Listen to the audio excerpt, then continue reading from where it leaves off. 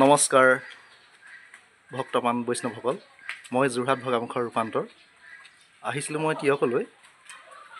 আহি পালোহি এতিয়া মই বৰ্তমান এয়া মই দেখাইছোঁ বাৰু অগ্নিগড় শিল্প উদ্যোগ। ভাওনাত শিল্প মানে মুখাবিলাক দিয়ে এওঁলোকে, আৰু যেনি যাবলগীয়া হয় তেওঁলোকক নিমন্ত্ৰণ কৰিলে দাদা যায়, দাদাই মুখা ভাগ নচুৱাই, নহয় জানো দাদা? হয়, প্ৰথমে আপোনাৰ পৰিচয়টো দিয়ক। নমস্কাৰ, মোৰ নাম শ্ৰী লক্ষ্যজ্যোতি চেতিয়া। মোৰ ঘৰ তিয়ক চাওদাং। হয়, আমাৰ উদ্যোগভাগীৰ নাম হৈছে অগ্নিগড় শিল্প উদ্যোগ।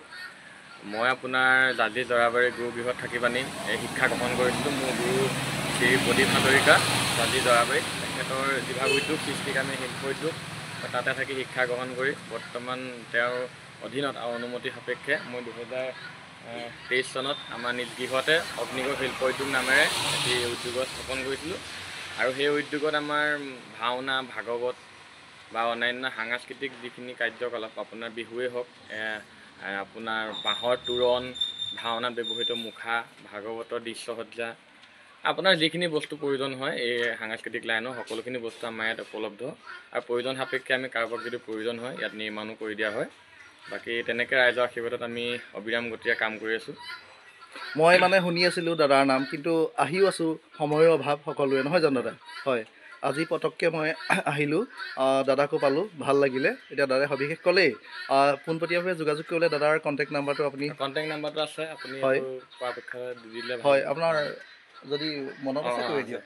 মোৰ কণ্টেক্ট নাম্বাৰটো হৈছে 8822862207, নতুবা আপোনালোকে মোৰ এয়াৰটেল নাম্বাৰ এটা আছে, এইটোত জিঅ' নাম্বাৰটোত ঘপককৈ নেটৱৰ্ক নাপায়। হয়, এয়াৰটেল নাম্বাৰটো হৈছে 7086708663।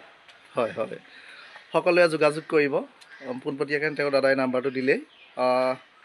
কিনো ক'ম শেষত, ক'বলৈ বাৰু একো নাই। দাদাৰ মৰমতে আজি ঘৰ পালোহি। আচলতে কথাটো মানে এনেকুৱা, আপোনাৰ মোৰ আচল নামটো লক্ষ্যজ্যোতি, কিন্তু আপোনাৰ নিক নেমটো হৈছে লাডেন। আৰু আগতে মোৰ চুলিটো দীঘল আছিলে কাৰণে প্ৰায় সংখ্যকে চিনি পায়, কিন্তু আজিকালি মানে চুলিটো কাটি দিয়া মানুহখিনিয়ে নাইকিয়া হৈ গ'ল বুলি ভাবে।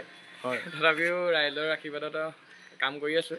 আমি হৈছোঁ আঁৰৰ ব্যক্তি, গতিকে আমি আঁৰেৰে থাকোঁ আৰু আঁৰেৰে থাকি কাম কৰি ভাল পাওঁ। ৰাইজে আশীৰ্বাদ কৰক, আমি যাতে আৰু আগুৱাই যাব পাৰোঁ। হয় হয়, সকলোকে আমি নমস্কাৰ জনাওঁ। নমস্কাৰ, ধন্যবাদ। ধন্যবাদ।